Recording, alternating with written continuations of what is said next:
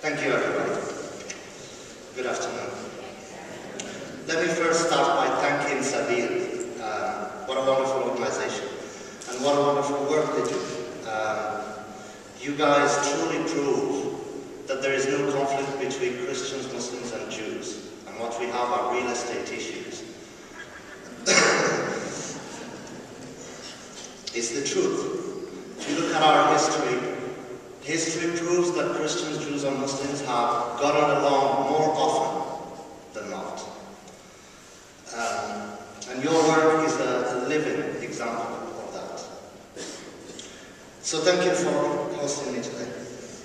I would like, second, to attract your attention to just make a short announcement and urge people to be tuned up to what's happening in the Twin Cities in terms of the raids that have been conducted on our brothers and sisters, activists on the issue of Palestine and all other issues of social justice. There's been about 8 targeted raids on local activists. Their computers have been confiscated, their work has been taken away, and they have been threatened with the grand jury procedure. These people are our neighbors, their grandmothers, their grandfathers, they're young activists, they're students. They're people who have been contributing to the anti-war movement for over a decade. Some of them a lot more than that. We know them, they're wonderful people. Their work is completely non-violent, and it is ludicrous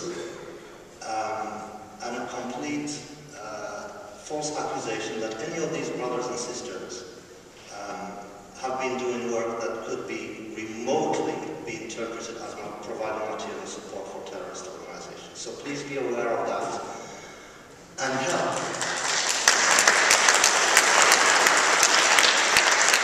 So I urge people to demand an end to the FBI repression and to return of all confiscated materials to the activists, and an end to the grand jury against our sisters and brothers. Now back to our topic. I'd like to start first by explaining a technical issue. My work, I was trained as an interdisciplinary humanities scholar. I studied literary criticism, which simply means I was trained in the interpretation of texts in the Western tradition. And primarily, I was trained to look at the connection between texts and religion. So I look at Western literature and its relationship to religiosity, sacrality, and the sacred. On the other hand, I also work in the Islamic tradition, specifically in terms of the relationship between Islam and politics. So in both traditions, I study texts and I look at their connection to either politics or religion. And my approach has one fundamental assumption. I do not think or consider religion to be simply a set of dogmas. I think religion is a lot more complex than that and requires an a rigorous interdisciplinary and philosophical engagement. This is how I approach religion, both in the Western tradition and in the Eastern tradition. So that's the framework from which I approach the question of Palestine in the Islamic tradition. I would like to start first with the idea of the Holy Land and its place in Islamic theology and Islamic philosophy. This is a very common idea. We hear it in journalism, in academia, and in politics. But how accurate is it? Is Palestine considered to be a holy land in Islam? We take the idea of the holiness of Palestine for granted, but what is the status of Palestine in the text of the Quran and in Islamic jurisprudence?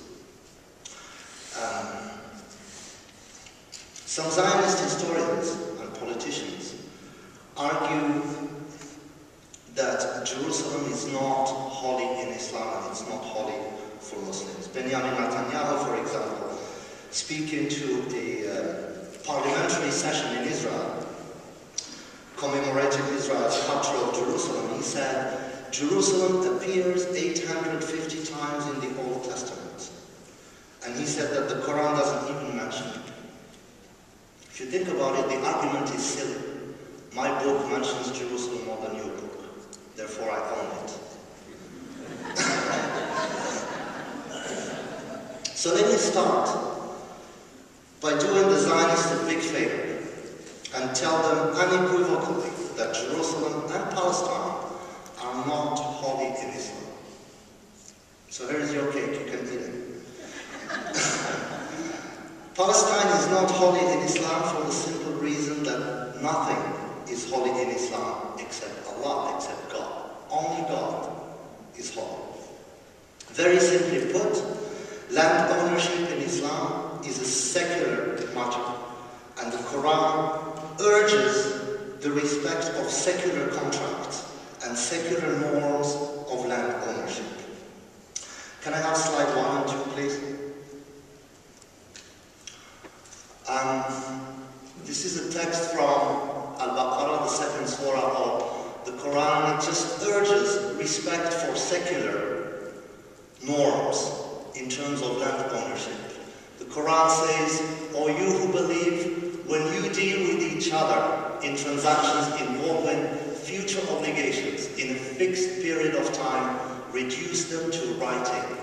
Let a scribe write down faithfully as between the parties. Let not the scribe refuse to write as Allah has taught him. So let him write.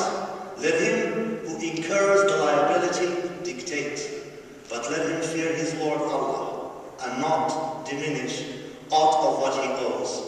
If the party liable is mentally deficient or weak or unable himself to dictate, let his guardian dictate faithfully and get 2 witnesses out of your own men. And if there are not 2 men, then a man and 2 women, such as you choose, for witnesses,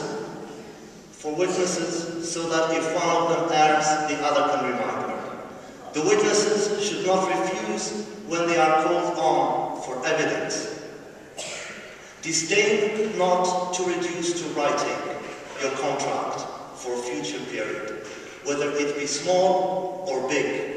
It is juster in the sight of Allah, more suitable as evidence, and more convenient to prevent doubts among yourselves. But if it be a transaction which you carry on the spot amongst yourselves, there is no blame on you if you reduce it not to writing, no contract. But take witnesses whenever you make a commercial contract, and let neither scribe nor witness suffer harm. If you do such harm, it will be wickedness in you. So fear Allah, for it is God that teaches you, and Allah is well acquainted with all things. Can I have the second slide too, please? The third one. The next verse also reiterates the same point. If you are on a journey and cannot find a scribe, somebody will actually write the contract. If you're on a journey and cannot find a scribe, a pledge with possession may serve the purpose. And if one of you deposits a thing on trust with another, let the trustee faithfully discharge his trust, and let him fear his Lord. Conceal not evidence, for whoever conceals it, his heart is tainted with sin, and Allah knows all that you do. The point that I want to make from these texts is simply that for Muslims, issues of land ownership are subjected to secular norms of contract, and Muslims are urged to respect secular norms of contract. You owe somebody something, you owe somebody something.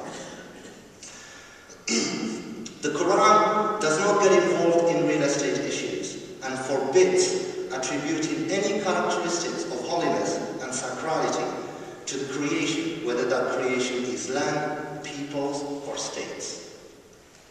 The idea of attributing holiness to the creation is fundamentally incompatible with Islamic monotheism.